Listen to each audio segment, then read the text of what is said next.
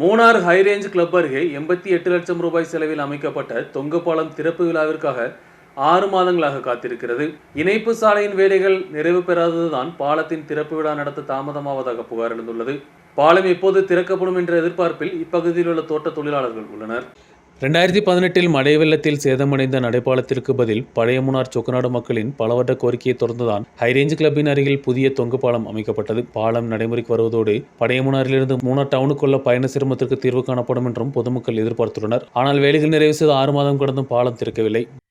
அதனால ரொம்ப கஷ்டமா இருக்கு. போக்குவரத்துக்கு பிள்ளைகளை வச்சுட்டு ரொம்ப கஷ்டப்படுறோம். ஒரு ஆஸ்பத்திரிக்கு போனாலும் ரொம்ப கஷ்டப்படுறோம். பிள்ளைங்க ஸ்கூலுக்கு போக ரொம்ப கஷ்டம். அதனால தயவு செஞ்சு சீக்கிரத்துக்குள்ள எங்களுக்கு பாலம் ஏற்பாடு பண்ணி கொடுங்க.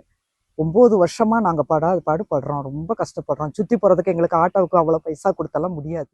இந்த பாலம் போய் 9 வருஷம் ஆயிடுச்சு. இப்போ அது கெட்டியிருக்காக இன்னும் கொஞ்சம் குறை இருக்கு. நாங்க எல்லாம் இந்த வழி தான் சுத்தி போய்கிட்டு இருக்கோம். ஸ்கூல் பிள்ளைகள்ல இருந்து எல்லாம் அப்படி போய்கிட்டு இருக்கோம்.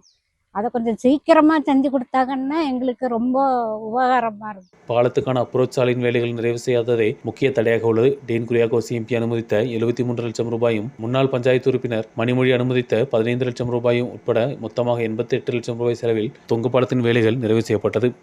News bureau, Munnar.